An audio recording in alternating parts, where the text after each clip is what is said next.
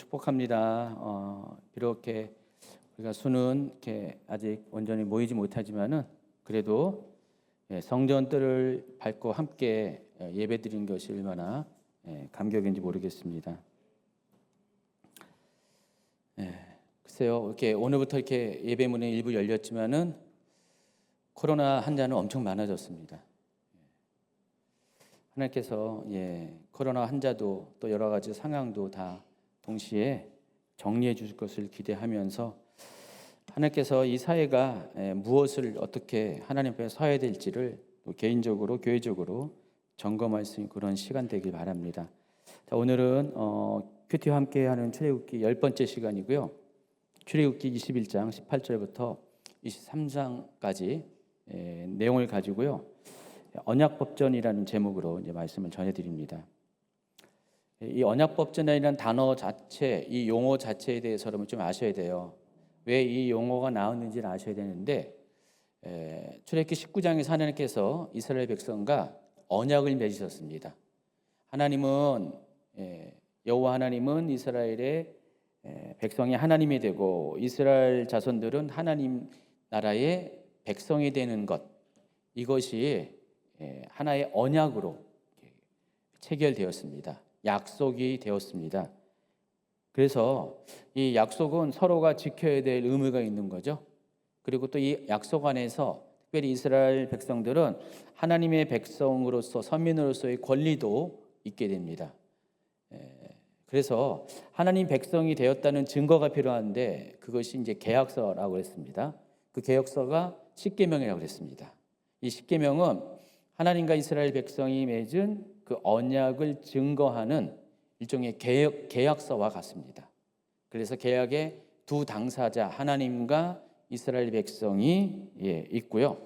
그리고 그 언약을 토대로 이 십계명을 토대로 그렇다면 하나님의 나라의 백성들이 하나님의 백성으로서 지켜야 될 그런 의무들, 그런 것들을 기록한 것이 언약 법전이라고 부를 수가 있습니다. 그래서 이 언약 법전 안에는 이스라엘 백성들이 하나님의 백성이기 때문에 지켜야 될 그런 의무적인 조항들이 법 조항으로 기록이 되어 있습니다. 전에는 하나님의 백성이 아닐 때는 이런 의무가 주어지지 않습니다. 그런데 하나님의 백성이 되었을 때는 이것을 의무적으로 지켜야 된다는 것입니다. 항상 뭐든지 권리가 따르면은 의무도 지켜야 됩니다. 그래서 여러분 권리를 누릴 때는 의무가 반드시 따라야 되죠. 여러분 교회 안에서 교인으로서 성도의 권리가 있잖아요. 하나님을 예배하는 권리가 있고요. 또 하나님께서 주시는 그 복을 누릴 수 있는 권리가 있습니다. 교제할 수 있는 권리, 또 배울 수 있는 권리, 여러 가지 많은 권리들이 있습니다. 여러분 성전 안에 들어오지 못하면은요 그 권리를 누릴 수가 없어요. 최근에 이제 코로나 때문에 교회들이 이제 외부인들을 이렇게 예배를 좀 제한을 하죠.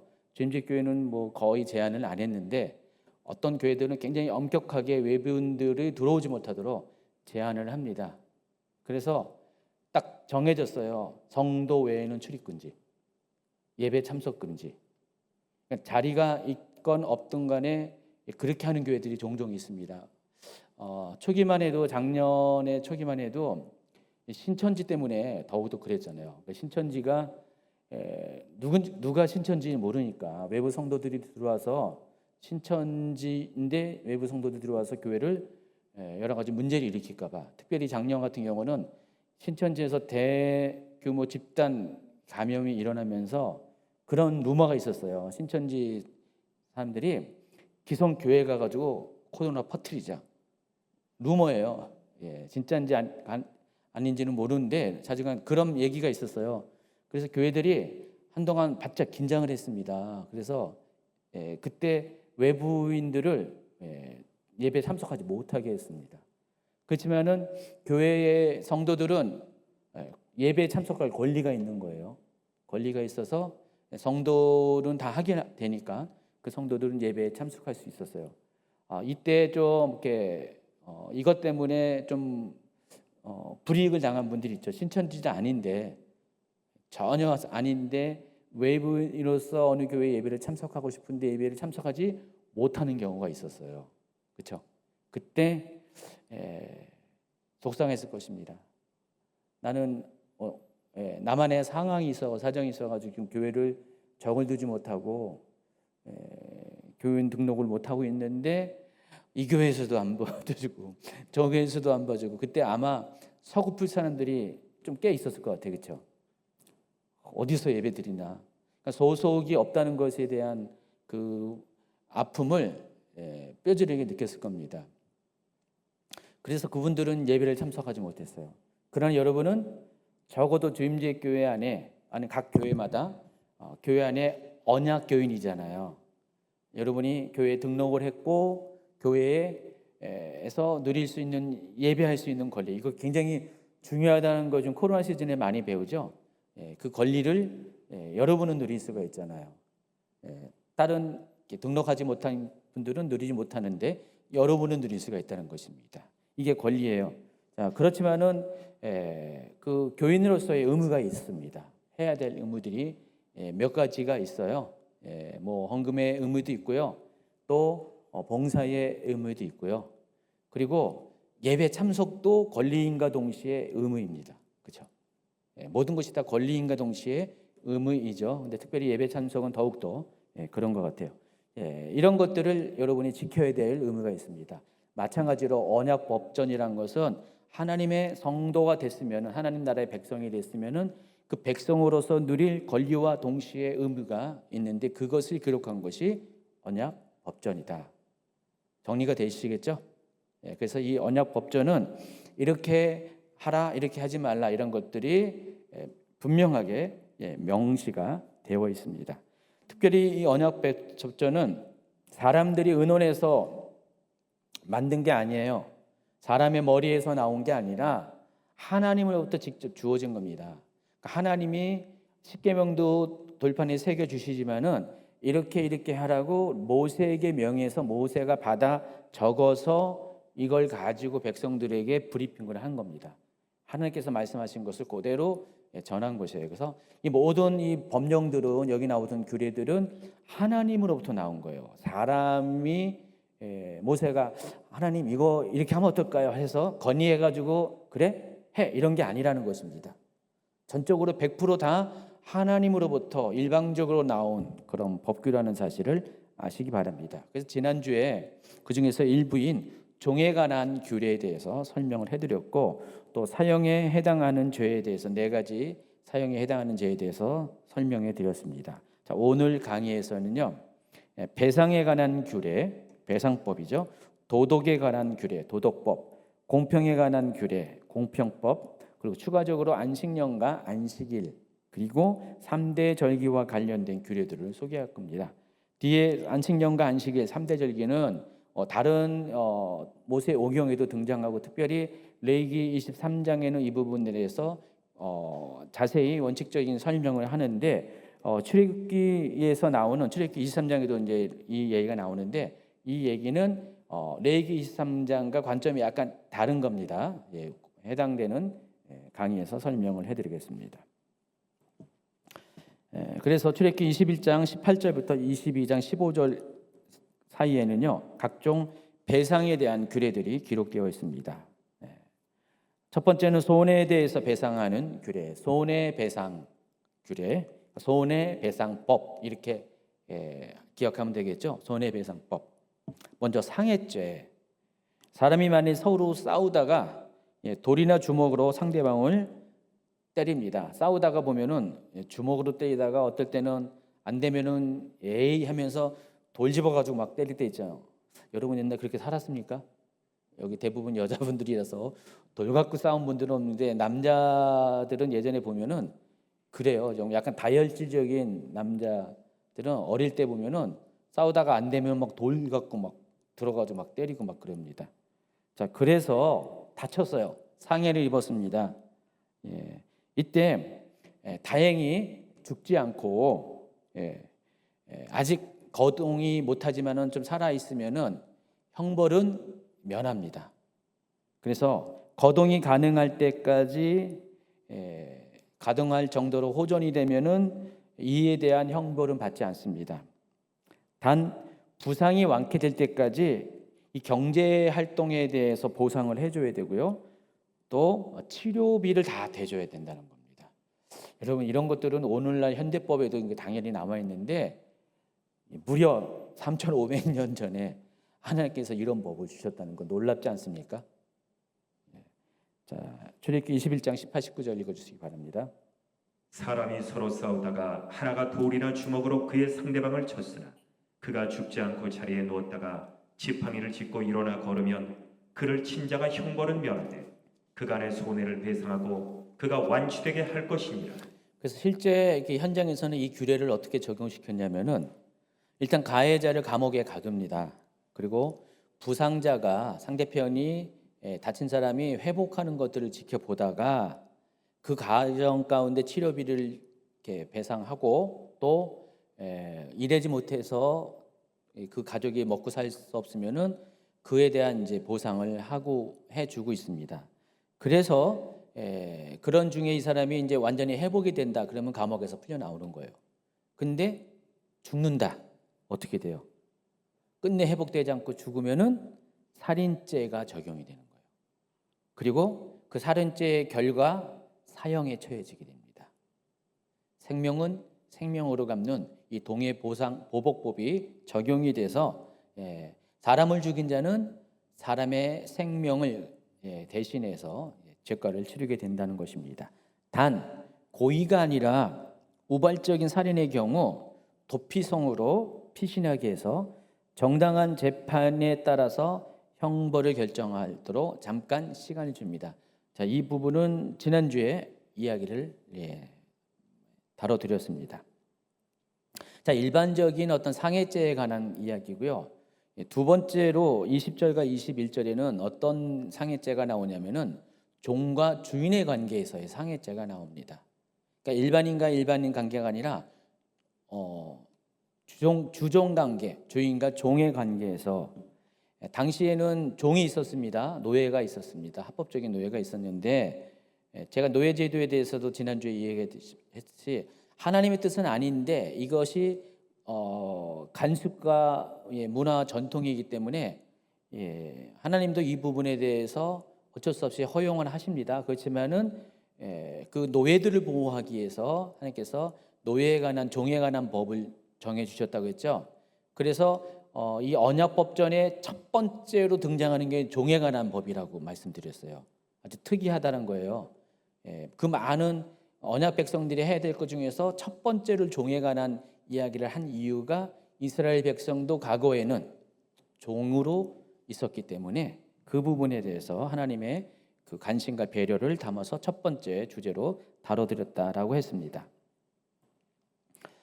어쨌든 고대 근동 문화에서 종은 재산 목록에 들어가는 거예요. 경제적 가치가 있는 존재라는 것입니다. 일반적인 이방 국가에서는 사람이 아니었어요.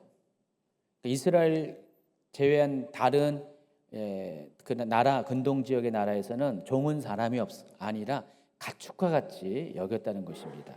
자, 그런데 하나님께서는 이스라엘 사회에서는요 법으로서 종 역시 하나의 인격체로 존엄한 그런 하나님의 창조물로 여길 것을 이야기합니다. 그래서 종에 대한 배려가 있는 것이에요. 주인이 만약에 그 종을 때려서 죽게 하면 어떻게 될까요? 역시 살인죄로 형벌을 받게 됩니다. 다른 나라에서는 다른 민족에서는 주인이 종을 때려 죽여도 살인죄로 형벌을 받지 않습니다. 아무런 형벌을 받지 않아요. 근데 이스라엘에서는 주인이 종을 때려 죽이면 살인죄로 적용이 된다는 것입니다. 그러다가 며칠을 연명해서 죽으면은 형벌을 면하게 됩니다. 이게 일반인끼리의 상해죄와 약간 차이가 있는 거예요. 일반인끼리의 상해죄는 주종이 아니라 그냥 일반 사람들끼리 상해죄는 며칠이 시간이 지나도 한동안 시간이 지나도 결국 죽으면은 살인죄죠. 근데 이 주종 관계에서는 그게 아니라 당장 죽지 않고 며칠을 연명하다가 죽으면은 그때는 살인죄로 형벌을 받지가 않는다는 것입니다. 지금 때려가지고 죽게 되면은 바로 죽으면 살인죄가 적용이 돼요. 그 이유가 있습니다. 왜냐면은 주인은 때로 게으른 종에게, 말 듣지 않는 종에게 어떻게 해요? 체벌을 가할 수가 있습니다. 말을 안 들으니까 어떻게 해요? 때려서라도 고쳐야 되죠. 그럼 체벌을 할 때는 어떻게 돼요? 매운맛을 보여줍니다. 근데 이게 체벌이라는 것이 경고와 정신 차리게 하는 그런 목적으로 하는 거잖아요. 근데 그 정도로만 하면은 되는데 그것이 정도가 지나쳐가지고 만약에 너무 심한 체벌을 해가지고 그 즉시 종이 죽는다. 자, 그러면은 이 주인이 아무리 체벌을 목적으로 한다 할지라도 이것은 살인의 동기가 있다고 보는 거예요. 그래서 살인죄로 여깁니다. 그런데 종이 맞았어요. 맞았는데 체벌을 받았는데 괜찮아요. 일반적으로는 며칠 있다가 일어나요. 일어나가지고 며칠 누워 있다가 눈물 찔끔찔끔 다시는 안 그럴게요 하면서 정신 차리고 원래 종의 그 본분을 다 하게 되는데 간혹 가다가 실수로 잘못 때려가지고 만약에 무슨 내장 파열이 일어날 수도 있고 뭐 여러 가지 있잖아요. 잘못 때려가지고 머리가 맞을 수도 있고. 근데 며칠 이렇게 뭐 기력을 잃어다가 끝내 죽는다. 그럼 그 경우 이런 경우는 종의 경우는 처벌을 면하게 된다는 것입니다. 근데 처벌을 면하게 된다고 해서 완전히 면하는 게 아니라 이 하나님은 이 사람이 이미 체벌을 받았다, 형벌을 받았다라고 인정해요. 왜냐하면은 그 종이 죽음으로써 이 사람에게는 경제적인 가치가 상실되는 거예요. 종은 재산 목록이라고 했잖아요. 요즘식으로 말하면은 몇 천만 원이 날아가는 거예요. 그러니까 뭐 주인의 입장에서 몇 천만 원은 손해 보려고 그 종을 죽이겠어요? 절대 그렇지 않아요. 그래서 종이 이제 며칠 살다가 그냥 얼마 있다가 죽는다, 이것은 의도 자체가 죽이려고 하는 살인의 의도가 아니었다는 것입니다. 그리고 종이 죽음으로 인해서 경제적인 손해를 받기 때문에 그것을 형벌로 대처한다는 것입니다. 그 이야기가 20절, 21절에 나와 있습니다.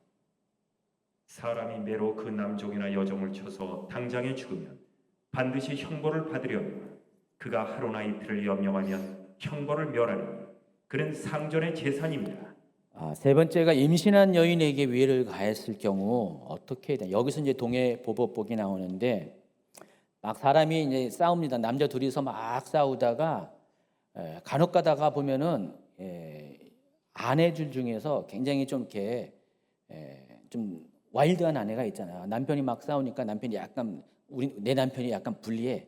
쫓아가가지고 그 상대방 남자에게 아니 왜 남이 남편을 때리냐고 건드리냐고 하면서 막 삿대질하면서 그런 아줌마가 있잖아요. 가끔 가다가.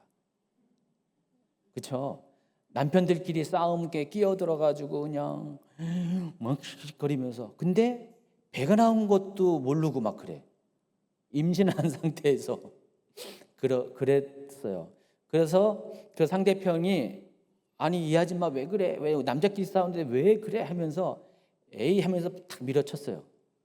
넘어졌어요. 쓰러졌어요. 근데 낙태가 돼버린 거예요. 아이가 유산이 돼버렸어요.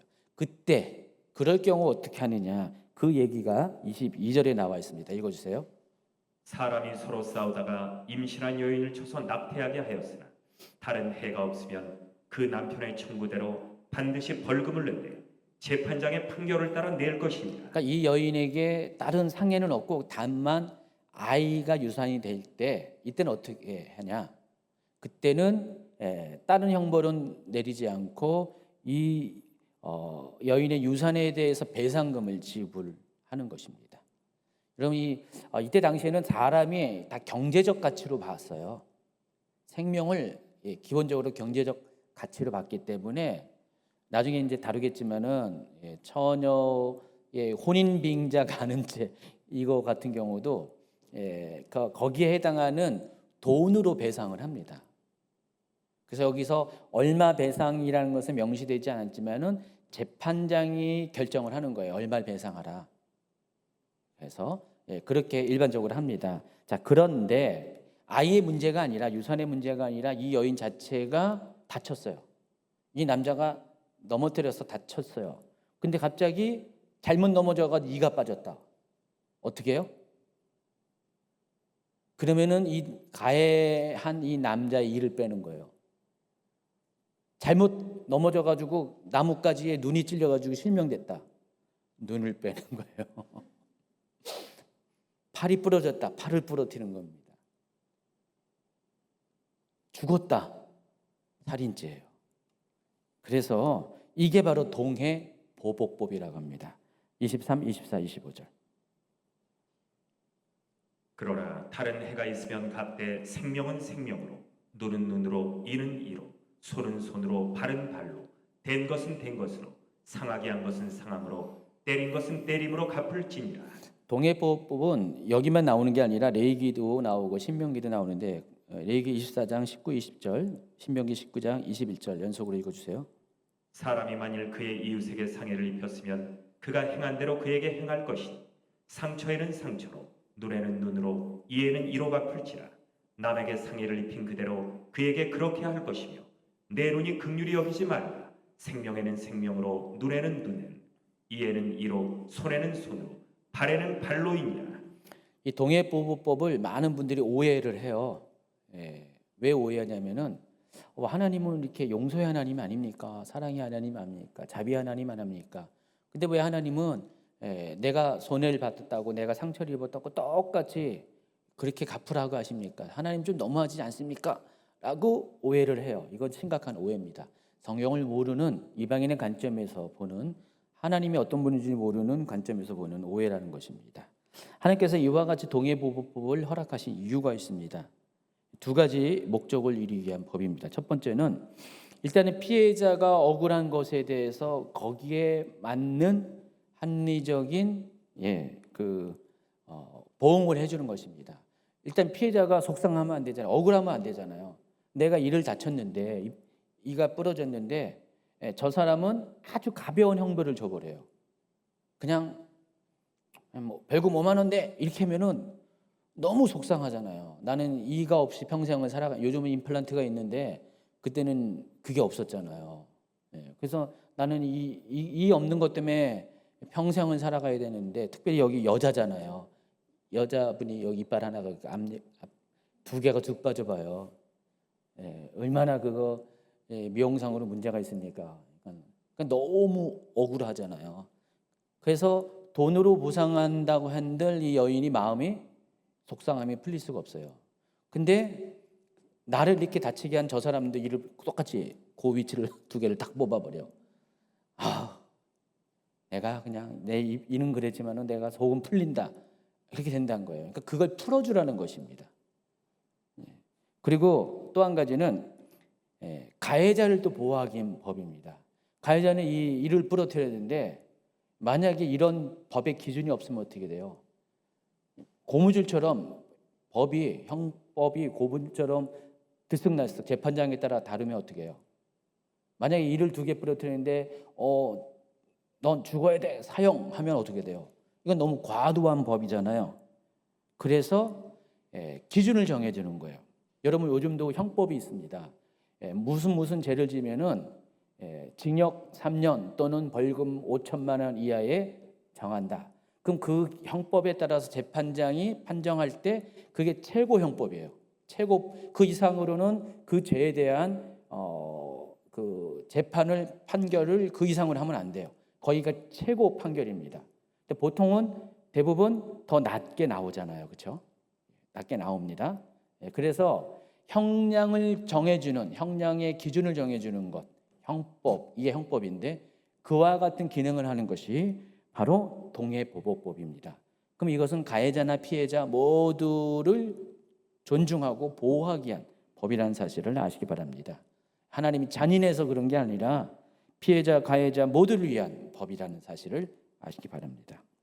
그래서 동해보복법은 개인의 복수를 위한 법이 아니라 이 법의 목적은 단지 범법자에 대한 규제를 통해 사회 정의와 질서를 유지하기 위한 법으로서 재판장이 형벌을 기준을 정하는 법, 요즘식으로 말하면 형법이라는 것이다.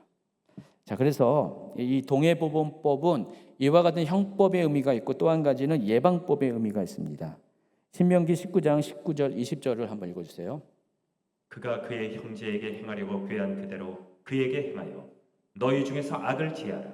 그리하면 그 남은 자들이 듣고 두려워하여 다시는 그런 악을 너희 중에서 행하지 아니하리라. 그래서 21절에 내 눈이 공의를 여기지 말라. 생명에는 생명으로, 눈은 눈으로, 이에는 이로, 손에는 손으로, 발에는 발로이니라. 이 말이 나온 거예요. 예? 그래서 사람들로 하여금 만약에 다른 사람의 눈을 다치면 내 눈도 상하게 될 것이다. 생명을 죽이면 너도 죽을 것이다. 라고 경고를 줌으로 인해서 그게 두려워서 그렇게 행하지 않도록 예방하는 목적이 바로 이 동해보복법이라는 것을 아시기 바랍니다. 이처럼 동해보복법의 의도가 복수에 있는 것이 아니라 사람들 하여금 죄의 형벌을 두려워해서 예방을 목적으로 하는 것이기 때문에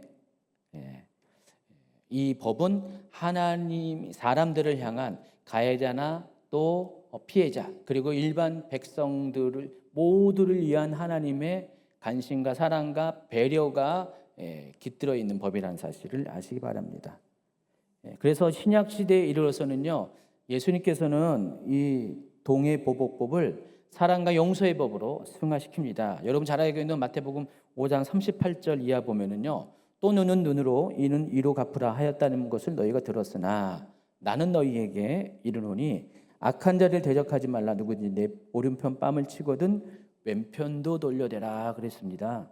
또 너를 고발하여 속옷을 가지고자 하는 자에게는 겉옷까지 가지게 하고 또 누구든지 너로 억지로 오리로 가고자 하거든 그 사람과 심리를 동행하라 그랬습니다. 자, 저 사람이 그 A라는 분량의 강도의 그 위협을 손해를 나에게 끼쳤다 할지라도 A 수준으로 받는 게 아니라 동해보호법은 A잖아요. 근데 예수님은 그게 아니라 A를 요구하면은 B의 수준으로 그것을 응해 주라는 것입니다. 오리로 가게 하면은 심리를 가게 하고요. 오른편 뺨을 때리면 왼편까지 돌려대고 또 속옷을 달라 그러면은 겉옷까지 주라고 이렇게 말씀을 하십니다. 이거의 자세한 의미는 제자 훈련하는 분들은 뭔 말인지 아실 겁니다. 뭐 대부분 제자 훈련을 하셨기 때문에 아실 겁니다. 그래서 예수님은 이 동해보복법을 사람들이 하나님께서 의도하신 법 제정의 목적과 달리 오용하는 것을 막고자 하나님의 본래의 마음은 동해보복법보다 더 오히려 그 원수가 행하는 모든 것조차도 용납하고 사랑하라는 그런 의미에서 이 법을 주셨다라고 말씀을 하고 계시는 것입니다. 그래서 선으로 악을 극복하라는 명령이 마태복음 5장 38절 이하의 명령입니다. 계속해서 또 출애굽기로 갑니다. 출애굽기 21장 다시 가면은 26절부터 27절까지는요. 동해보복법의 연장선에서 주인과 종의 관계에서 주인이 종에 쳐서 눈 또는 이를 상하게 하면 아까는 죽였잖아요. 죽이게 될 때고 지금은 눈 또나 이를 상하게 하면 어떻게 처리할 것인가에 대해서 이야기를 하고 있습니다. 읽어주세요. 사람이 그 남종의 한 눈이나 여종의 한 눈을 쳐서 상하게 하면 그 눈에 대한 보상으로 그를 놓아줄 것이며 그 남종의 이나 여종의 이를 쳐서 빠뜨리면 그 이에 대한 보상으로 그를 놓아줄지니라. 원래 동해보복법의 원칙에 의하면 일반인끼리는 어떻게 되는 거예요? 이에는 이, 또 여기 눈에는 눈인데 주인과 종의 관계에서는 그렇지가 않다는 것입니다. 종의 이를 뽑았어요. 그럼 주인의 이를 뽑으면은 이게 동해보복법인데 실제로 종의 입장에서는 이거보다 더 좋은 그런 뭐랄까요? 보상이 있습니다. 자, 이걸 계기로 해가지고 종의 신분에서 벗어나는 거예요. 솔직히 사람의 생명보다 눈과 이는 강도가 약하잖아요. 그렇죠? 피해 범위가 약하잖아요. 이 하나 없다고 해서 못 사는 게 아니잖아요. 그렇죠? 근데 종의 신분에 있는 것보다 이 하나 빠지고 거기서 해방되는 게 더 낫지 않나요? 여러분이 종이라고 생각하면은 이 하나 떼주고 해방 받는 게 훨씬 낫잖아요. 아싸 그래요?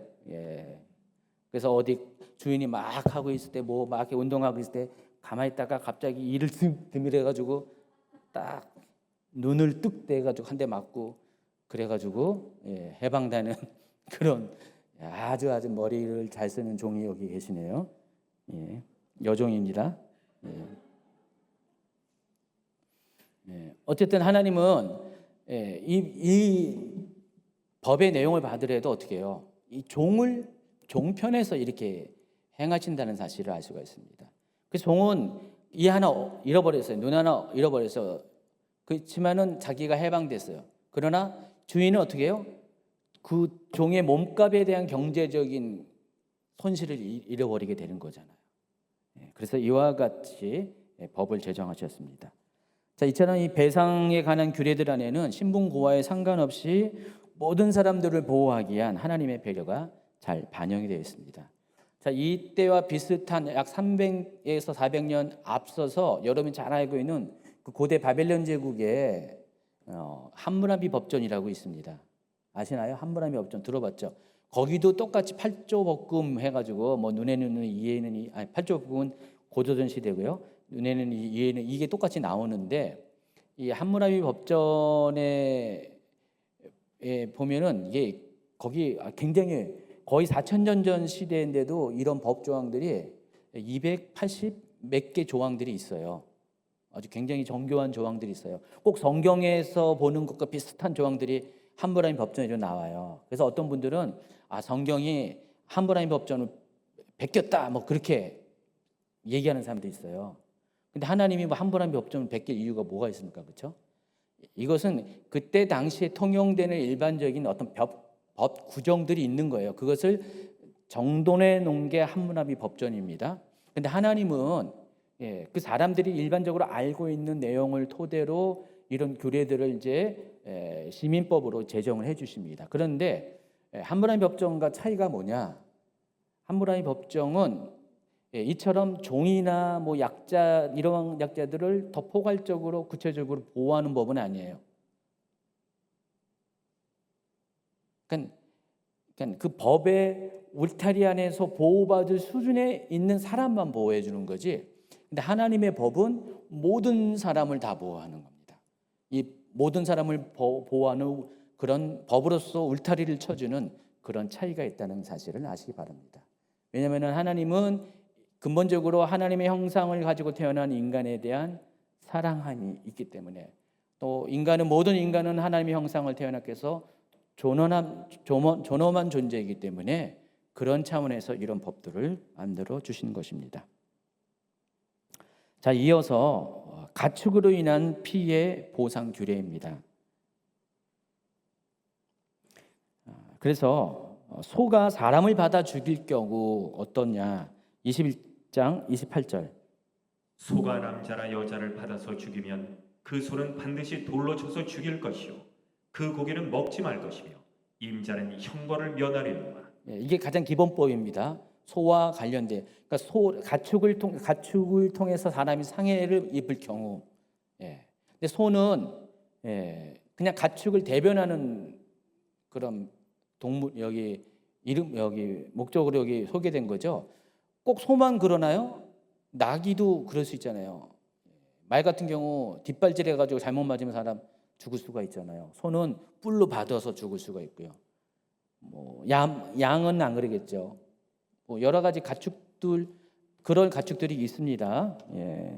그래서 그렇게 될 경우는 그 사람을 죽인 가축은 반드시 죽어야 돼요. 돌맞아 죽어야 한다는 것입니다. 그리고 고기는 먹지 말라는 거예요. 고기는 먹지 말입니다. 이것은 저주받은 동물이라는 것입니다. 그걸로 그 주인의 형벌을 면합니다. 왜냐하면 이 소 한 마리가 요즘 시세에 소 한 마리가 1,000만 원 넘어가는 거 아시죠? 소 한 마리가 요즘 소 한 마리가 1,000만 원이에요. 1,000만 원에 대한 경제적 손해를 입었기 때문에 그걸로 이 주인에 대한 형벌은 충분하다는 것입니다. 이게 기본법이에요. 가축이 사람을 상해할 경우의 기본법이에요. 자, 그런데 여기서 확장된 게 뭐냐? 그 소가 원래 평소에 유명했어. 사람을 받는 것으로 유명했어. 알고 봤더니 석 달 전에도 저기 저 옆마을에 있는 노 씨가 있는데, 여기 있는 노 씨 말고요, 옆마을에 있는 노 씨를 받았대. 알고 봤더니 저 옆마을에 있는 저기 도씨 계시네요. 니은 디귿 도씨. 도씨를 받았대. 알고 봤더니 전적이 화려해, 이 소가. 근데 그걸 알면서도 이 주인이 관리를 못한다. 그럴 경우, 그래가지고 사람을 또 받았어. 받아가지고 죽었어. 그 전까지는 안 죽었는데 죽었어. 그러면 그때는 어떡하냐?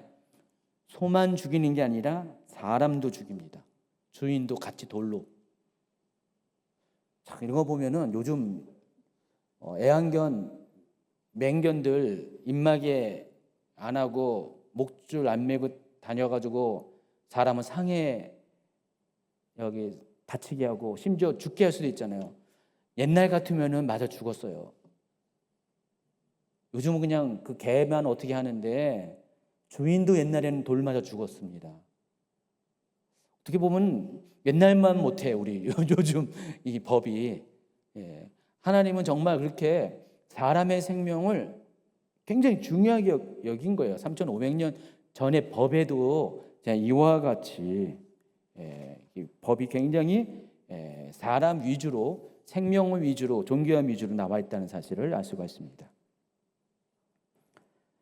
그런데 다 그런 건 아니고, 그런 상황인데 기본적으로, 그런데 속죄금을 내는 경우, 이제 주인도 돌 맞아 죽어야 되는 상황이잖아요. 그때 배상금을 내는 경우는 그때 가서는 그 배상금으로 생명의 대가를 치르게 한다는 것입니다. 죽지 않는다는 것입니다. 근데 그 배상금이 얼마냐? 출애굽기 21장 32절에 보면은 은 30세켈 나왔습니다. 은 30세켈을 요즘 화폐 단위로 계산하면 1,200만 원입니다. 1,200만 원을 배상금을 내면은 죽지 않는다는 것입니다.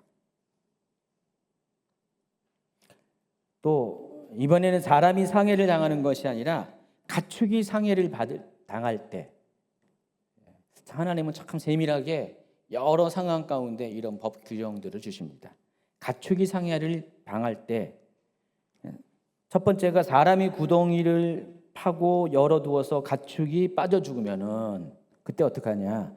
여기서 이 구덩이는 우물을 말하는 거예요. 옛날에는요, 물이 없는 그런 지역에서는 개인이 우물을 파가지고, 땅을 파가지고 물을 발견하잖아요. 그럼 개인 소유가 돼요. 그러면은 보통 우물이 그냥 평지 우물이 많습니다.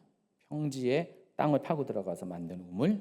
그럴 경우 뚜껑을 덮어둬야 돼요. 널찍하게 나무로 만들어서 뚜껑을 덮어두거나 아니면 평평한 돌을 위에 올려놔가지고 가축이나 사람이 빠지지 않게 합니다. 잘못하다가 앞을 보지 못하고 빠지면 어떻게 해요? 죽을 수가 있잖아요. 그런 사고가 종종 일어납니다. 가축도 빠져 죽고 사람도 빠져 죽을 수가 있어요. 근데 이 가축이 빠져 죽을 때 어떻게 하냐? 그 사람은 관리 소홀로 가축의 주인에게 돈으로 배상합니다. 가축에 얼마, 소가 빠지면 얼마라고요? 1,000만 원. 돼지가 빠지면 40만 원. 요즘 시세가 돼지가 40만 원이거든요. 도축장으로 가는 돼지가 40만 원, 소는 1,000만 원이에요. 그래서 소고기가 비싼 거예요. 그래서 1,000만 원, 40만 원을 배상하라는 것입니다. 대신 그 죽은 가축은 그 배상한 사람이, 그 고기는 그 사람에게 돌아간다는 것입니다. 이렇게 하는 이유는 소나 이 다른 가축들이 빠지면 그때 당시, 이건 굉장히, 소는 특별히 지금도 큰데 그 가정을 먹여 살리는 재산 가치가 있는 거거든요. 그래서 그 배상 규정이 없으면은 뭐 사람도 아니고 소 빠져 죽었는데 그냥 미안한데 한 50만 원 줄게, 뭐 이렇게 할 수가 있잖아요. 그러면 안 된다는 것입니다. 속값에 해당하는 것을 반드시 줘야 돼요. 그래서 다른 소를 살 수 있는 그 돈, 그것을 배상금으로 줘야 됩니다. 자, 그런데 어떤 사람의 소가 다른 사람의 소를 받아서 죽일 수가 있잖아요. 아까 그와 같은 사람을 죽인 게 아니라 이 소가 다른 사람의 소를 받아 죽으면 어떻게 돼요? 그러면 그 살아있는 소를 팔아서 그 값을 반으로 쪼개서 받은 주인과 바쳐서 죽은 소의 주인이 반반씩 갖고 또 죽은 고기도 반반씩 나눠 갑니다. 그래야지 공평하다는 것입니다. 35절에 나와 있죠. 이 사람의 소가 저 사람의 소를 받아 죽이면 살아있는 소를 팔아 그 값을 반으로 나누고 또한 죽은 것도 반으로 나누려니와 그리고 36절 또 계속 읽으세요.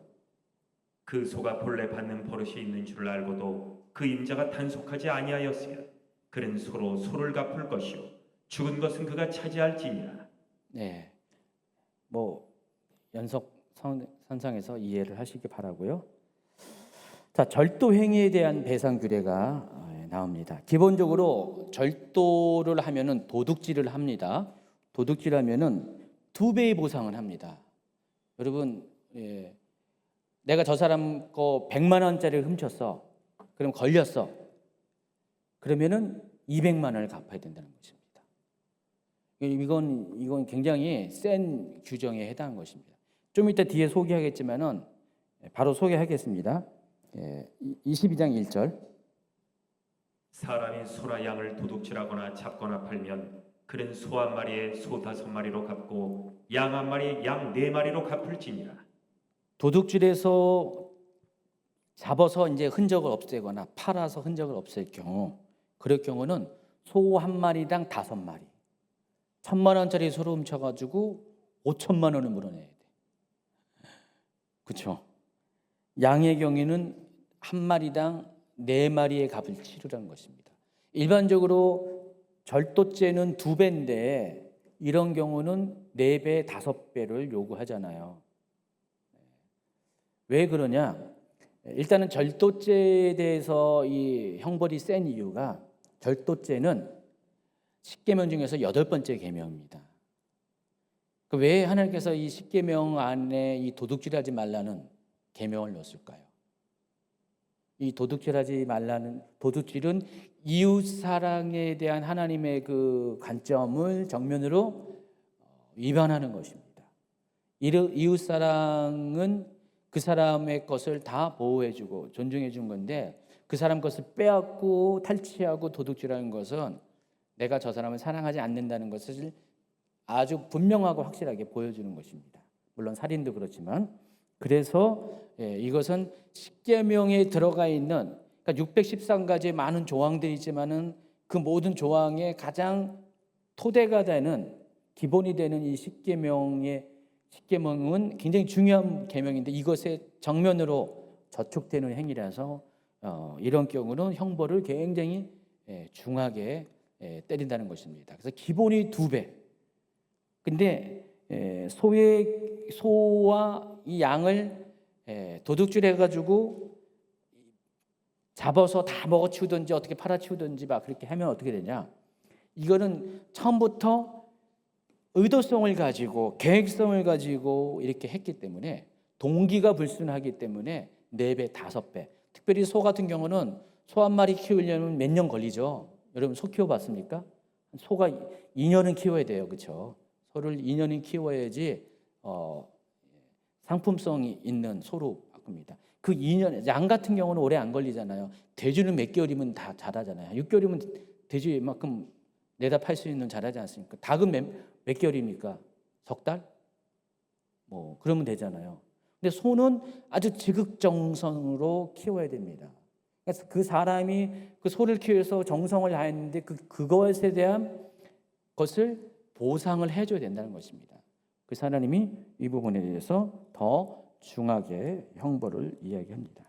이처럼 하나님의 율법은 일의 결과보다 사람의 내면의 동기를 중요하게 여긴다는 사실을 알아야 바랍니다.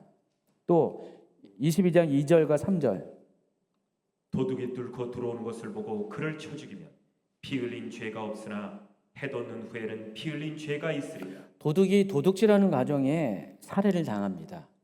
주인이 도둑이 딱 들어왔어요.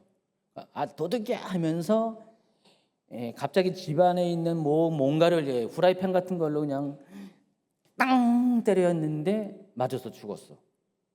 근데 밤에 그런 일이 벌어졌을 때와 낮에 벌어질 때 형벌이 다르다는 것입니다. 만약에 그 일이 밤에 벌어졌으면은 죄가 없어요. 정당방위예요. 그러지만은 낮에 그 일이 이뤘으면은 과잉 방어입니다.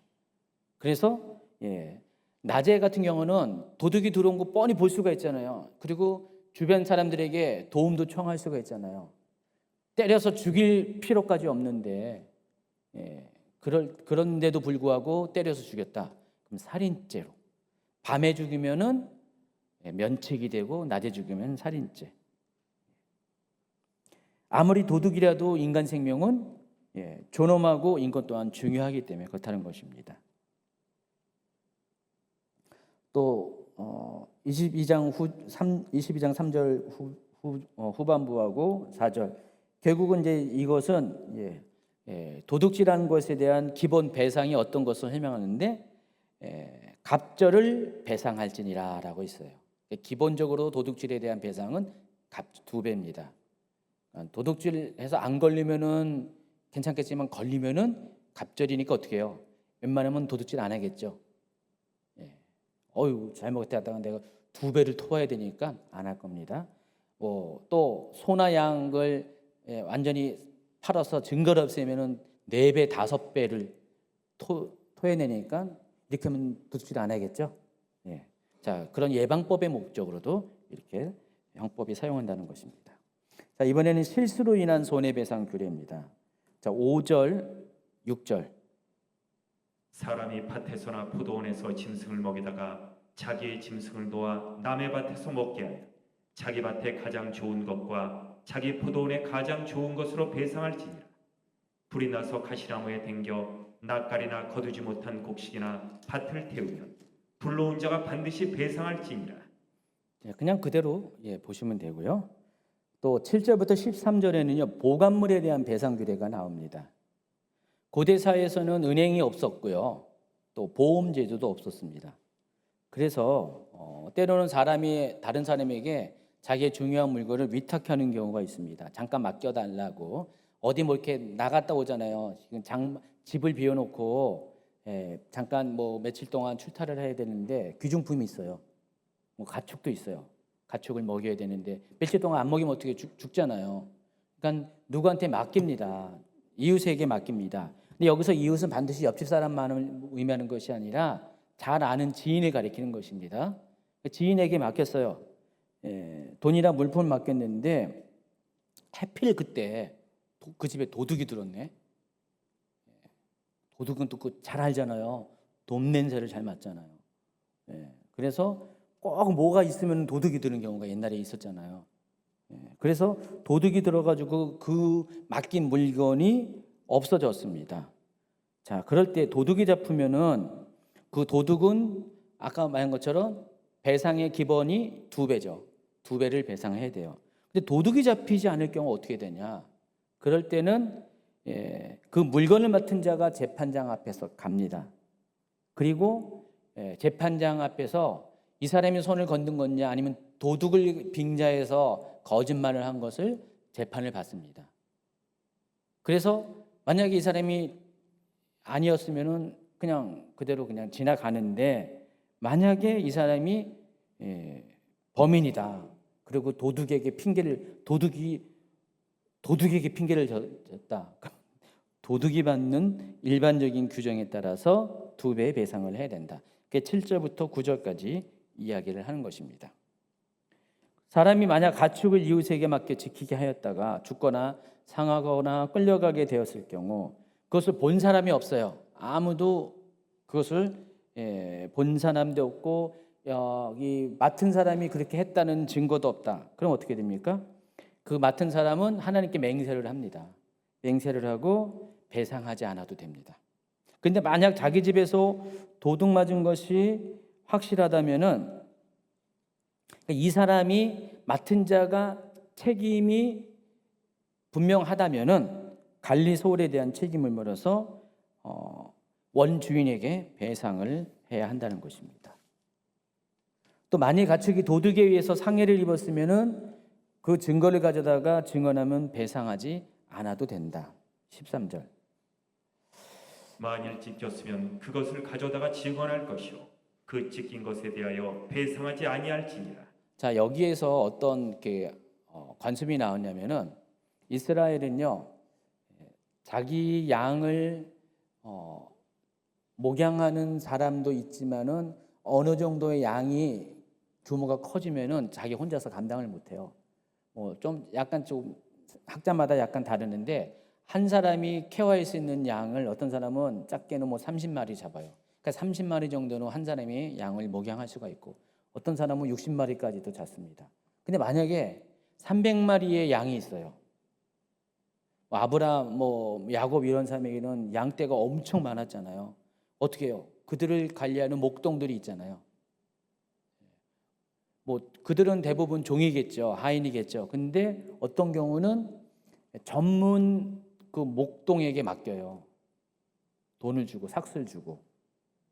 그래서 일정 기간 동안에 이때는 다 방목이었기 때문에 그 돈을 받고 양떼를 데리고 몇 개월 동안을 풀을 뜯어서 데리고 와서 다 키워가지고 주인에게 돌려줍니다. 그러면 거기에 따른 삭스를 받아요. 그것을 삭군 목자라는 겁니다. 우리가 요즘 하도 옛날에 보면은 그냥 목사님들의 부정적인 것을 막 이렇게 드러내고자 삭군 목자. 근데 삭군 목자는 부정적인 단어가 아니라 일반적인 단어였어요. 삭군 목자, 삭을 받고 그 일을 대신하는 사람입니다. 자, 이럴 때 문제가 있습니다. 밖에서 키우다 보니까 방목을 하다 보니까 들짐승이 와서 잡아가고요. 아니면 골짜기 같은 데 보면은 잘못 양은 좀 약간 순진하기도 하고 다른 말로 멍청해가지고요. 어리석어가지고 그냥 앞도 제대로 안 보고요. 막 그냥 먹을 거 찾다 가다가 그냥 구덩이에 빠지고요. 울타리 벗어나가지고 목자의 울타리를 벗어나가지고 이리한테 잡아먹히고 막 그러잖아요. 그래서 손실이 발생할 수밖에 없어요. 항상 없어지거나 죽는 양들이 생깁니다. 그래서 주인이 맡길 때는요 그 부분에 대한 일정 부분을 인정을 하고 몇 %까지는 그런 일이 생겨도 책임을 묻지 않습니다. 보통 한 6% 정도 잡는 것 같아요. 100마리 중에서 1000마리 중에서 한 6마리 정도가 그런 일이 생겨도 괜찮아. 왜냐면 그보다 더 많은 맡겨서 이득을 얻으니까 주인에게는 그 정도는 봐줄만 해. 6%가 아니죠. 100마리에 6마리지 1000마리에 60마리고 100마리에 6마리 그 정도는 봐준다는 것입니다. 지금 그 얘기와 비슷한 얘기예요. 그러니까 그런 경우 이 법을 토대로 그런 규정이 간섭이 생긴 것입니다. 자, 그런 걸 보면은 창세기 31장 39절에 보면은 야곱이 라반과의 관계에서 한 것은 너무 불공정하다는 사실을 알 수가 있습니다. 한번 읽어주세요. 물려 찢긴 것은 내가 외삼촌에게로 가져가지 아니하고 낮에 도둑을 맞았든지 밤에 도둑을 맞았든지 외삼촌이 그것을 내 손에서 찾았으므로 내가 스스로 그것을 보충하였으며. 라반은 참 이렇게 그렇죠. 아주 그냥 이 상도덕이 없는 사람이었어요. 그러니까 완전히 자기가 100마리 맡겼으면 다 100마리 이런 거예요. 품삯도 안 줬잖아요. 제대로. 품삯을 뭐로 대신했어요? 자기 딸 2명 팔아 넘긴 걸로 대신하는 그런 사람이었습니다. 14년을 그랬고 6년은 또 달랐지만은. 자, 이번에는 차용물에 관한 규례입니다. 아직도 계속 배상 규례를 다루고 있습니다. 위탁물과 반대로 차용물일 경우 빌리는 거. 본래 주인과 함께 있지 않을 때 문제가 발생하면요 반드시 배상해야 되지만은 주인과 함께 있을 때 배상하지 않아도 된다. 그런 얘기를 하고 있습니다. 이거예요. 만약에 제가 이제 연마을 노씨한테 여기도 노씨가 있는데 그 노씨와 다른 노씨입니다. 연마을 노씨한테 뭘 빌렸어요. 이렇게 바깥에 뭘 공사한다고 수레를 빌렸어요. 아니면 어디 이렇게 움직인다고 트럭을 갖고 있더라고요, 노 씨가. 그래서 이제 트럭을 빌렸습니다. 근데 트럭이 막 사고가 나가지고 망가졌어요. 내가 몰고 내가 혼자서 하다 하면은 거기에 대해 배상을 해요. 근데 같이 주인하고 같이 움직이다가 같이 뭔가를 하다가 문제가 생기면은 배상하지 말라는 것입니다. 대신에 그것을 빌릴 때 지불한 세가 있어요. 얼마? 50만 원 주고 그걸 빌렸어요. 그러면 그것으로 족하라는 것입니다. 지금 공정한 룰을 얘기하는 것입니다. 그래서 이처럼 이제 하나님은요 아주 다양한 상황을 전제로 한 율법 조항들을 만드셨는데 하나님의 공의와 공정성에 따라서 이 모든 것들은 제정이 되었고요. 또 사회 존속과 질서를 유지하기 위해서 이것들이 만들어졌고 더군다나 이 모든 것들은 인간 존엄, 인간뿐만 아니라 하나님이 만드신 모든 존재들에 대해서 서로 서로를 존중하고 서로 서로를 이해해주고 서로 서로를 믿어주는 그런 방향을 가지고 이 법령들을 제정했다는 것을 아시기 바랍니다. 이와 같은 측면에서 세상법과는 차이가 있다는 것입니다. 세상에도 그와 비슷한 법들이 많이 있어요. 아까 얘기했던 이 판보라미 법정이 모두 282개의 조항들이 있는데 성경에 나온 거랑 비슷한 게 상당히 많이 있는데 근데 잘 살펴보면은 이 하나님의 법은 이와 같은 공정성 플러스 더불어서 인간 존엄에 관한 정신이 들어가 있다는 사실을 아시기 바랍니다. 그래서 피해자뿐만 아니라 가해자 모두를 보호하는 것이 바로 이 언약 법전이라는 것을 아시기 바랍니다. 자, 도덕법에 대해서 이야기합니다. 22장 16절. 사람이 약혼하지 아니한 처녀를 꿰어 동침하였으면 납폐금을 주고 아내로 삼을 것이요 혼인 빙자 간음죄. 요즘 현대법에 의하면은 혼인 빙자 간음죄. 그때는 어떻게 되냐? 이 여자가 아직 약혼하지 않았어요. 정혼하지 않았어요. 완전한 처녀예요. 처녀의 경우는요, 결혼 지참금을 주는 거예요. 결혼 지참금은 누구한테 주죠? 이 처녀의 아버지에게 줍니다. 그 결혼 지참금이 은 50세겔. 아까 배상할 때 은 30세겔 얘기했잖아요. 이거는 은 50세겔인데 은 50세겔이 2천만 원 정도입니다. 현대 화폐 단위로. 2천만 원을 그 처녀의 아버지에게 주고 이 처녀는 데리고 가서 아내로 삼으라는 것입니다. 처녀의 경우예요. 왜 지참금을 줘야 되냐면은 이때 당시에 결혼을 해서 데려오면은 이 집에서는 노동력이 생기는 거예요. 근데 그쪽 집에서는 시집 보낸 집에서는 노동력 상실이에요. 그것을 경제적인 정의에 의해서 보상해 주라는 것입니다. 그런데 그 처녀의 아버지가 결혼을 원치 않는다. 2천만 원은 주고 처녀는 데려올 수가 없어요. 그런 게 있잖아요. 그 아버지가 이 딸을 사랑했는데 어떻게 해가지고 자기 딸이 꾀임 받아가지고 저 이웃 동네에 노씨 아니에요 이번에는 그씨예요 그씨. 그씨에게 그렇게 됐어요. 가지고 이 규정에 따라서 2천만 원을 줄 테니까 그 당신 딸을 우리 나의 아내가 되게 하는데 아니 이 그씨한테 보내면 딸이 고생을 엄청 할 것 같아. 마음고생도 많이 할 것 같아. 그래서 싫은 거예요. 그러면 2천만 원만 받아. 그리고 시집을 안 보낼 수가 있어요. 근데 왜 2천만 원을 받아야 되냐? 이유가 있습니다. 뒤에 이제 또 다른 법에 의하면은 이런 경우는 처녀는 결혼을 못 해요. 결혼을 못 하기 때문에 평생 혼자 살아야 돼. 그거에 대한 보상을 해주라는 거예요. 이 여인이 그 돈을 갖고 혼자 살아갈 수 있는 경제적 기반을 보상을 해주라는 그런 의미입니다.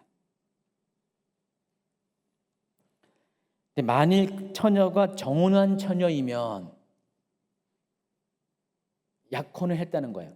이때 당시에 약혼, 정혼은 결혼과 동등한 의미 부여가 돼요. 그러면 이런 경우는 간음죄에 해당하는 거예요. 그러면은 둘 다 돌 맞아 죽어야 돼요.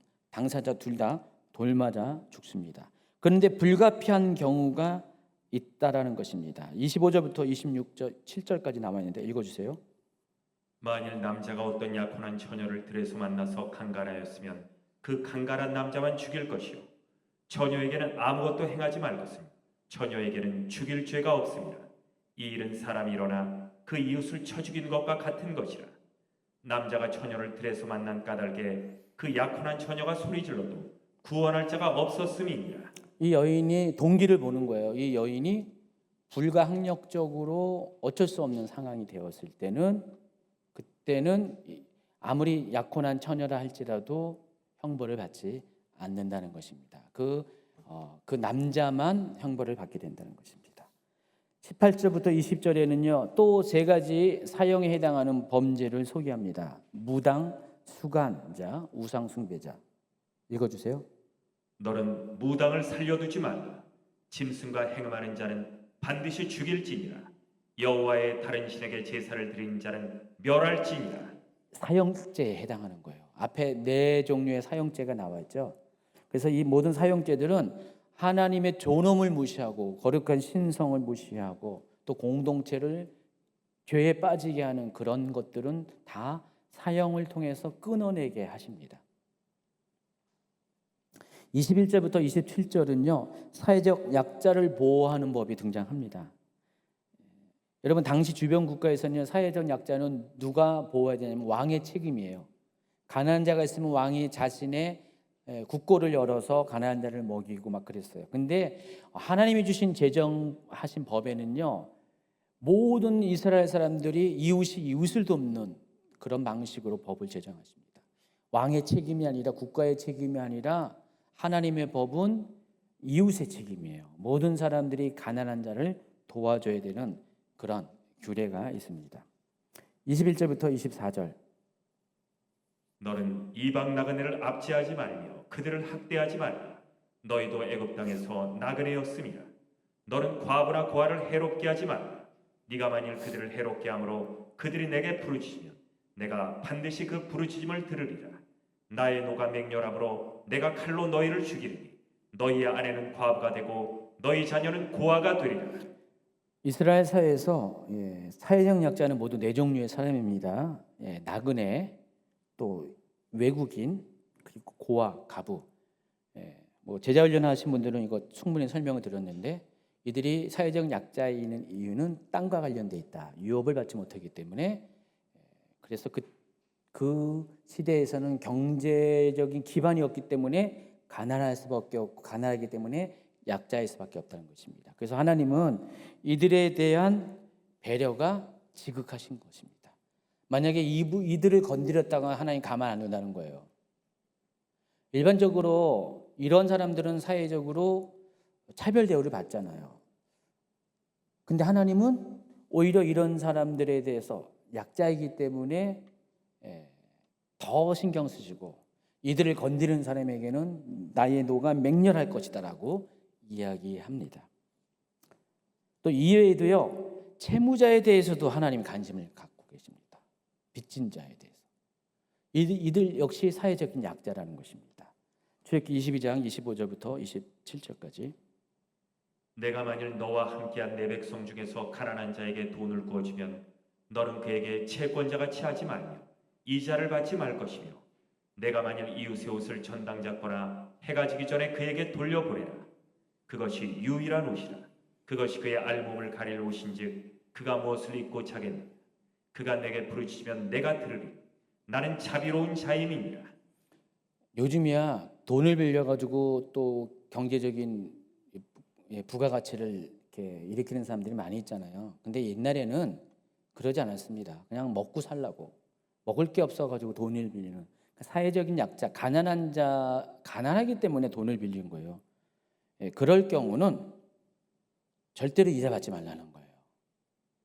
근데 여기 이 조항들을 잘 살펴보면은 같은 히브리 사람들끼리는 그렇게 하면 안 돼요. 근데 이방인에게는 이자 받는 것을 허용합니다.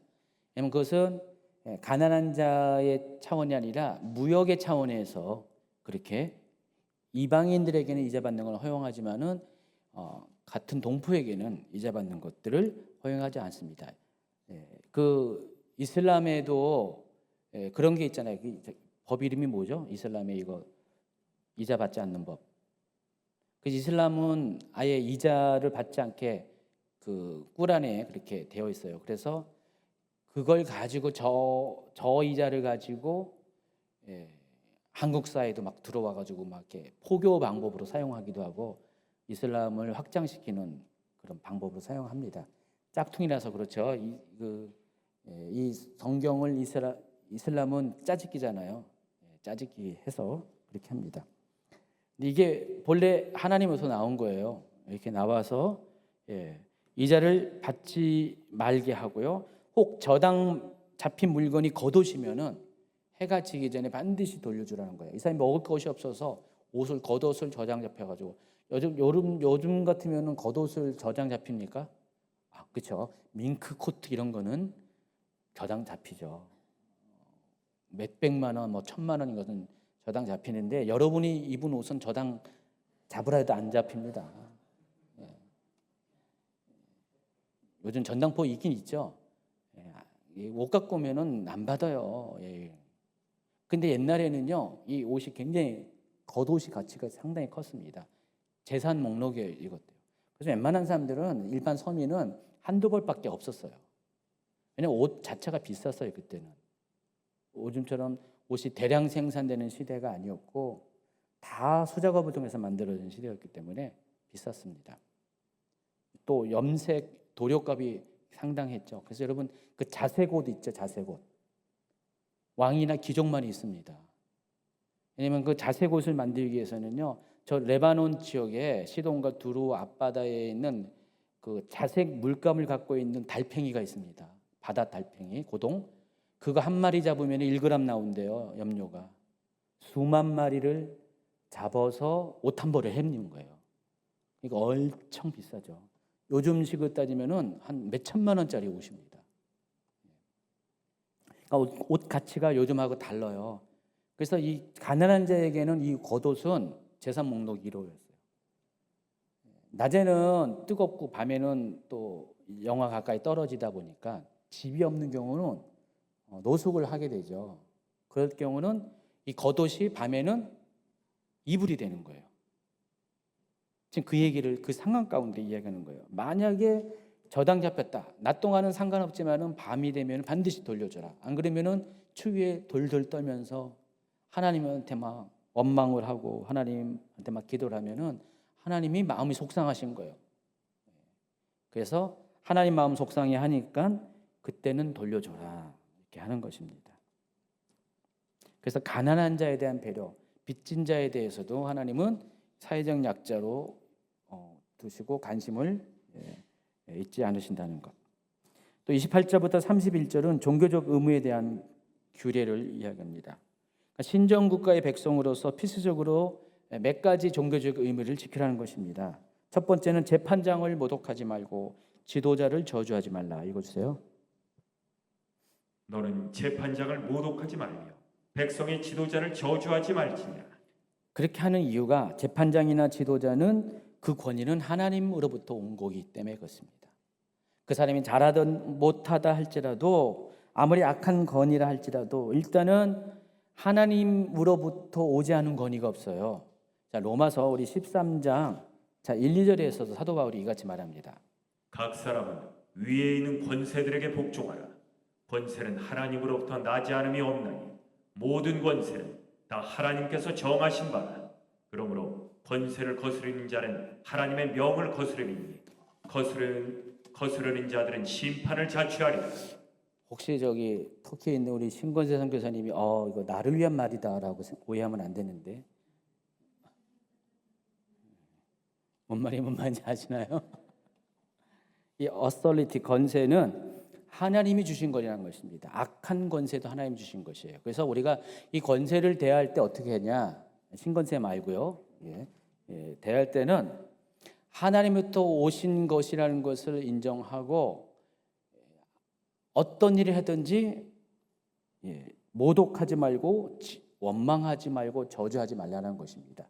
대신 그 모든 신원을 누구한테 해야 되냐? 하나님한테.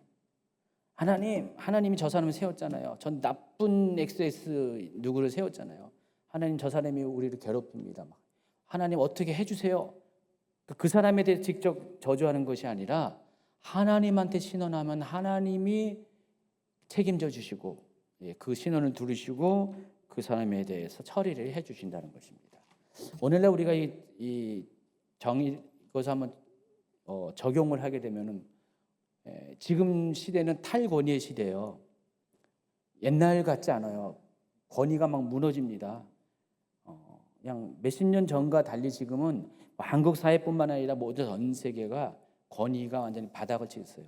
대통령의 권위, 정치인의 권위, 또 부모님의 권위 다 바닥을 치고 있잖아요. 왜 하나님이 왜 권위를 존중하라는 게 저는 더욱더 인정이 됩니다. 알겠어요. 이 시대를 겪다 보니까 우리가 우리의 임의로 이 권위를 자꾸만 이렇게 저주하고 원망하고 무너뜨리니까 사회 질서가 무너져 버려요. 의리의 의도와는 상관없이. 근데 그 나쁜 권위에 대해서는 우리가 그 방법이 말고 우리 스스로 권위를 저주하는 것이 아니라 하나님한테 이것을 호소하면은 하나님의 책임이기 때문에 하나님께서 이 부분을 변화를 주신다는 것입니다. 오늘날 여러 가지 문제가 있을 때 여러분 이것 때문에 이렇게 부정적인 말, 저주하는 말, 무슨 요즘 우리나라 대통령한테 무슨 앙 이렇게 하잖아요. 저주잖아요. 정권이 바뀌어가지고 이제 보수 쪽에서 이제 대통령이 되면은 성은 노신은 아니겠지만은 오늘 갑자기 타겟이 됐어요. 노신은 아니겠지만 아직까지는 노시 주자가 없어서 얘기하는 거예요. 어떤 사람이 될 때는 또 진보 쪽에서 또 그 사람 가지고 또 무슨 권위를 무너뜨리고 그런 일이 발생할 겁니다. 계속해서 악순환이에요. 악순환. 지금 굉장히 그래서 아주 이 사회가 분열된 게 아주 굉장히 큰 문제입니다. 어느 누구도 이거 회복시킬 수 있는 사람이 없어요. 그래서 계속 사회적인 문제가 발생하게 됩니다. 자, 이것을 이렇게 초래한 지금 집권하는 분들이 좀 책임이 훨씬 크겠죠. 그런데 이건 다 공동의 문제라는 사실입니다. 그래서 저는 하나님께서 왜 권위를 존중하는지, 아무리 약한 잘못된 권위라도 존중하라고 하는지에 대해서 이유를 조금은 알 수 있을 것 같아요. 그래서 일단 그 모든 권리를 하나님께 맡기라는 것입니다. 여러분이 해야 될 것은 기도하는 거예요. 하나님께 신원하는 거예요. 하나님, 이 악한 이 사람, 이 악한 무슨 지도자, 하나님이 책임져 주시고 하나님이 심판해 주세요. 그렇게 하라는 것입니다. 여러분이 나서서 하지 말라는 것입니다. 29절과 30절에는요 이렇게 또 이런 말씀하십니다. 너는 내가 추수한 것과 내가 짜낸 집을 바치기를 더디하지 말지며 내 처음 난 아들들을 내게 줄지며 내 소와 양도 그와 같이 하되 이래 동안 어미와 함께 있게 하다가 여드레 반에 내게 줄지니라. 식물의 첫 번째 소산을 하나님께 드리고 사람과 가축의 처음 난 것도 하나님께 구별하여 드리라는 것. 30절은 거기에 부대적인 설명인데 왜 이렇게 하냐면은 이렇게 함으로써 이 모든 것을 주신 분이 하나님인 것을 우리가 인정하고 기억하고 또 행동으로서 나타내 보이는 행위라는 것입니다. 여러분, 헌금과 관련돼서 이게 헌금이죠. 실은 헌금과 거죠. 첫 번째 것을 드린다는 것은 11조를 의미해요. 여러분 11조는 첫 번째 것이라는 의미입니다. 모든 것에 대표하는 첫 번째가 11조예요. 그러니까 이 11조를 비롯해서 하나님께 이 헌물을 드리라는 이유는 하나님의 하나님 되심을 인정하는 행위예요. 하나님의 권위를 그리고 하나님께서 주시지 않으면은 나는 얻을 수 없었다, 공급받지 않았다는 것들을 인정하는 행위란 신앙 고백이에요. 구원받은 자의 당연한 의무이고 또 권리라는 것을 아시기 바랍니다. 그래서 우리가 이 헌물을 통해서 헌금을 통해서 특별히 11조를 통해서 하나님의 은혜를 감사하고 그것을 기억하게 되고 자신의 삶의 주인이 하나님이고 모든 공급이 하나님으로부터 왔음을 고백하는 것입니다. 여러분 헌금을 안 하잖아요. 당장은 내 주머니에 좀 여유가 생길 수가 있지만은요, 하나님의 관계가 약해져요. 여러분, 사람은 재물 있는 곳에 내 마음이 있어요. 내 마음 있는 곳에 재물이 있다는 것입니다. 그래서 내가 어떤 것에 내 재정을 사용하면 마음도 거기 따라가요. 내가 어떤 사람이 막 힘들어요. 교회에서 막 어떤 사람이 힘들다고 막 이렇게 공지도 올라오고 막 기도하는 것도 좋은데 그 힘듦에 직접 내가 작은 액수라도 동참을 하잖아요. 그럼 마음도 같이 따라갑니다. 근데 기도만 해요. 그러면 금방 잊어버려요. 만약에 그 액수가 많다. 그러면 그 마음도 훨씬 더 많이 따라갑니다. 하나님 앞에 똑같아요. 사람에게 베푸는 이 구제도 그렇고요. 하나님께 드리는 헌물도 내 재정 헌금을 드린 것에 비례해서 마음도 같은 파이로 따라간다는 사실을 아시기 바랍니다. 자, 그런 의미에서 이것은 법령으로 종교적 의무예요. 그렇게 하라는 것입니다. 근데 하나님이 이걸 또 배부르려고 하는 게 아니라 누굴 위해서 하는 거예요? 그 사람 당사자를 위해서 이렇게 하라는 것입니다. 31절은 건너뛰고요. 이제 공평법에 대해서 23장으로 넘어갑니다. 출애굽기 23장 1절부터 9절은 주로 법정에서 소송 사건이 심의될 때 발생할 수 있는 여러 가지 관련된 죄를 엄격히 금지하는 명령들입니다. 한 사회가 정의가 구현되기 위해서는요, 일단은 사법부가 제대로 서 있어야 돼요.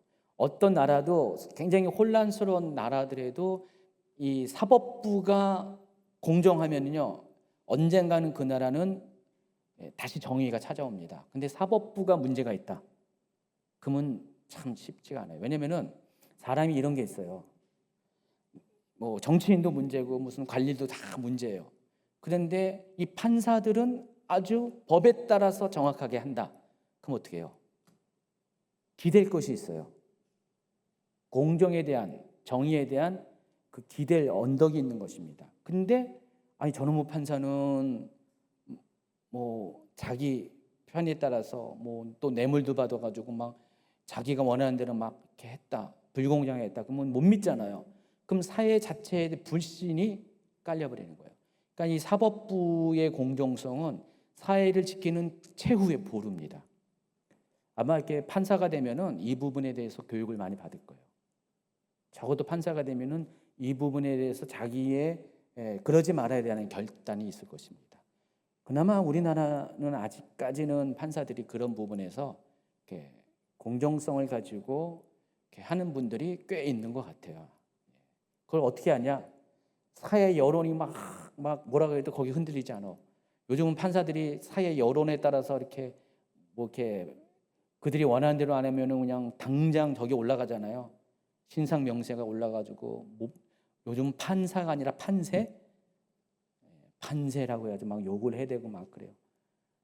가지고 자기들의 요구에 따라서 원하는 대로 재판 결과를 내지 않는 판사들을 막 욕하는 사람들이 많은데 어떤 사람들은 그럼에도 불구하고 원칙과 소신을 지키잖아요. 법에 의해서 그렇게 하잖아요. 그렇게 하라는 것입니다. 23장 1절에 보면은 근거 없는 말과 거짓 증언을 해서 죄인의 편을 들지 말라. 2절에는요, 다스를 따라서 악을 행하거나 송사에 있어서도 다스를 따라 부당한 증언을 하지 말라. 3절에서는 가난한 자의 송사라고 해서 치우쳐서 인정을 가지고 두둔해서도 안 된다. 또 반대로 6절에 보면은 가난한 자라고 해서 불리한 판결을 내리지 말라. 공정하라는 거예요. 법대로 정의대로 공평한 판단을 하라는 것입니다. 또 원수가 어려움을 당할 경우 원수의 길 잃은 가축이 있어요. 그 글씨, 나랑 별로 안 좋은 사이가 안 좋은 글씨가 있는데 봤더니 글씨 송아지가 지금 길을 잃어가지고 구덩이에 빠질 것 같아. 그러면은 에이 저 글씨 건데니까 구가 아니라 글씨, 구씨가 있어야 되는데 저기 글씨. 이렇게 우리 대면 예배 드리니까 이런 쇼크도 하네요. 대면 예배가 없으면은 뭐 누구한테 할 수가 있나? 그래서 그럴 경우는 저 이렇게 못된 글씨꺼네 모른 체 하지 말고 어떻게 해요? 그건 그거고 그 가축을 건져내서 그 주인에게 돌려보내라는 것입니다. 그런 얘기예요. 잘못된 증언과 부당한 증언을 해서 죄 없는 사람과 의로운 사람을 죽여서는 안 된다. 뇌물을 받지 말라. 나그네를 억압하지 말라. 공정과 관련된, 공평과 관련된 법들이 여기 쭉 나와 있어요.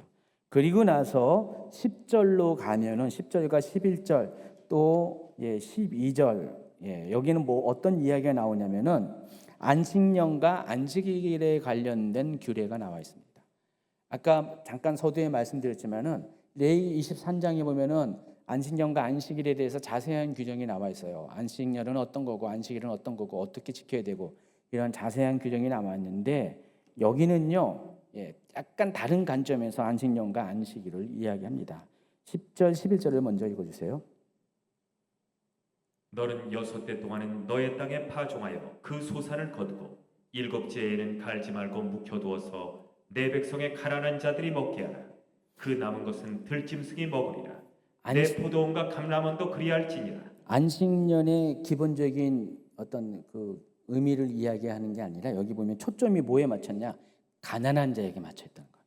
안식년을 설명함에 있어서 안식년에 왜 안식을 해야 되냐? 그 이유가 가난한 자와 또 들짐승을 위해서 그런 거예요. 여러분 안식년이 된다고 해서 씨는 파종을 안 하나 할지라도 들에 있었던 것들은 뭔가가 자랄 거 아니에요. 특히 과실 같은 경우는 어때요? 유실수 같은 거는 열리잖아요. 근데 그것을 안식년이 되면 따먹지 말라는 거예요. 파종도 하지 말고 따먹지 말라는 거예요. 누구한테 주냐? 그것을 평소에 그것을 못 먹는 가난한 자들이 그것을 따먹게 하라. 또 평소에 못 먹는 들짐승들이 그것을 먹게 하라. 여러분, 저는 이해해요. 동물들이 과일 좋아하더라고요. 사람보다 더 좋아해. 그래서 그런 것을 안식년의 주인을 가난한 자와 들짐승이 되게 하라. 그 얘기를 하는 것입니다. 안식일도 마찬가지. 안식일의 주인이 여기 보시면은 종들과 가축들이라는 것을 알 수가 있어요. 그러니까 그들을 위해서 안식하라는 거예요. 일주일에 한 번씩. 우리가 알고 있는 기본적인 안식년의 개념, 안식일의 개념, 하나님과 관련된 건데 여기서 출애굽기 23장에서는 가난한 자, 약자와 관련돼서 안식년과 안식일을 설명하고 있다는 것을 알 수가 있습니다. 14절로 넘어가면은 매년 3번 3대 절기를 지키라. 그래서 3대 절기가 쭉 소개되죠. 무교병의 절기, 무교절, 또 맥추절, 수장절. 그리고 이 3대 절기에는 모든 남자는 매년 3번씩 주 여호와께 보일지라 성전에 올라가서 예배할지니라 그 얘기를 하고 있는 것입니다. 근데 여기 보면은 그 표현들이 이 맥추절을 보통 다른 데서는 77절이라고 불러요. 그리고 이 수장절을 초막절로 부릅니다. 아시죠? 근데 여기 맥추절과 수장절은 어떤 의미냐? 농경과 관련된 의미예요.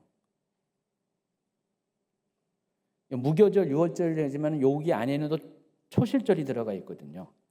그래서 이게 이 절기의 목적도 여기서는 농업과 관련돼서 이거 지킬 것을 명령을 하고 있습니다.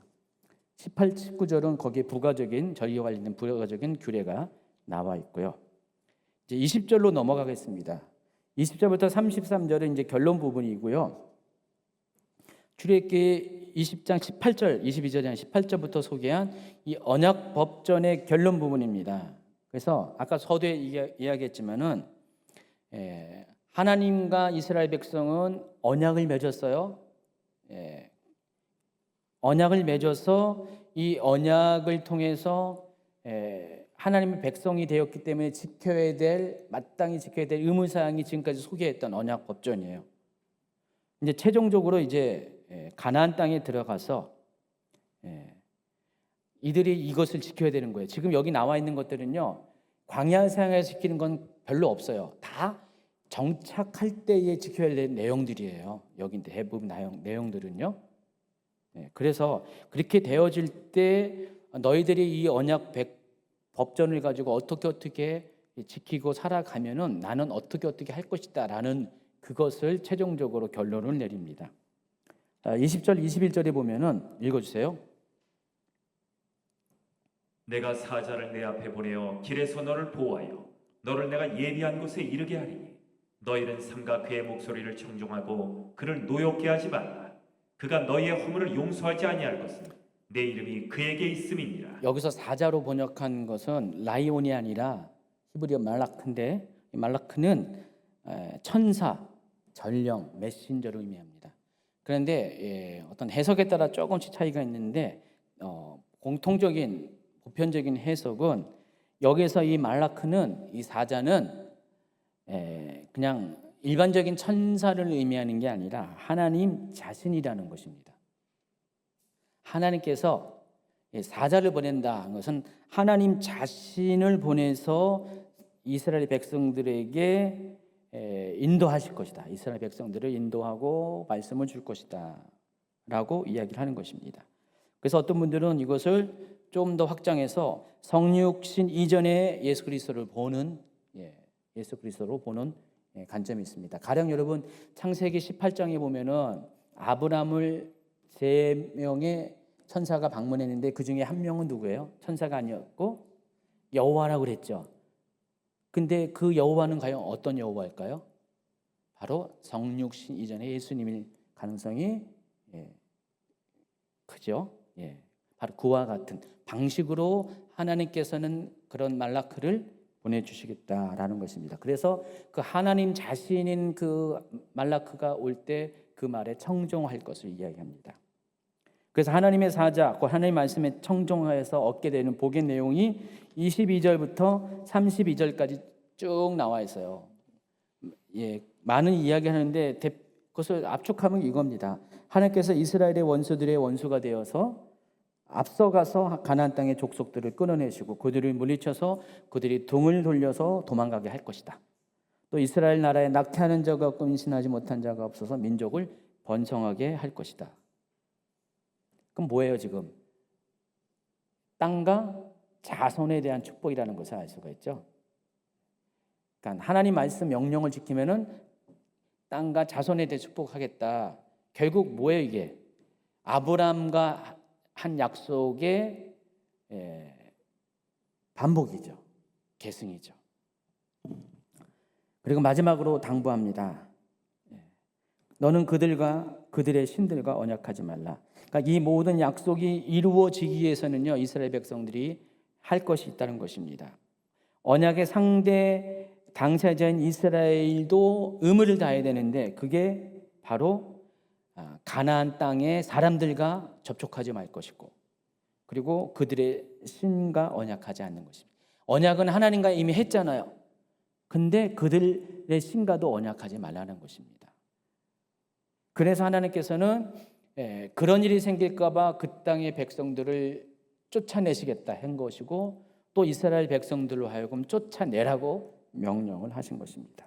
그렇지 않으면 그들에게는 이스라엘 백성으로 하여금 범죄하게 만들 거고 그들의 신들은 올무가 되게 한다는 것입니다. 33절 읽어주세요. 그들이 네 땅에 머무르지 못할 것은 그들이 너를 내게 범죄하게 할까 두려움이라. 네가 그 신들을 섬기면 그것이 너의 올무가 되리라. 네, 이렇게 언약 법전은 33절로 마감을 하고 24장부터는 이제는 성막과 제사 제도에 대해서 이제 소개가 될 것입니다. 그래서 이렇게 요 부분은 십계명과 같이 세트로 나온 겁니다. 십계명과 세트로 나와서 십계명을 먼저 주시고 십계명의 하위법인 이 언약 법전을 통해서 그럼 어떻게 구체적으로 십계명의 정신에 따라서 우리가 하나님과 관계에서 어떻게 우리의 의무상을 다하는 것을 법 조항으로 주신 것이에요.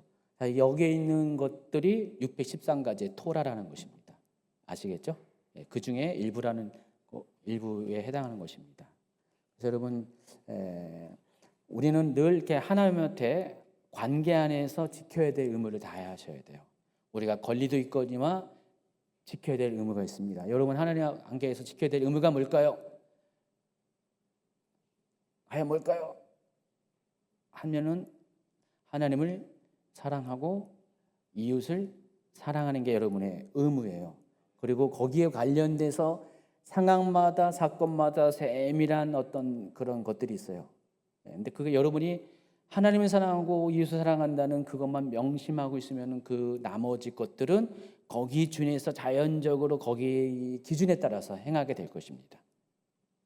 이방신도 안식일고 하나님 이름을 망령되이 이끄지 않고 안식일도 거룩하게 지킬 것이고 다 거기에 맞춰서 여러분이 그렇게 하게 된다는 것입니다. 솔직히 이 조항들은 어쩌면 그런 게 준비된 사람은 몰라도 되죠. 법이 없어도 잘 살 수가 있어요. 이런 근데 사람이 그렇지가 않죠. 명확하게 이거 해라 저거 하라 말하지 않으면은 못 지키는 게 또 사람이기 때문에 하나님은 최소한의 울타리로서 여러분에게 이 법령을 주셨다는 사실을 아시기 바랍니다.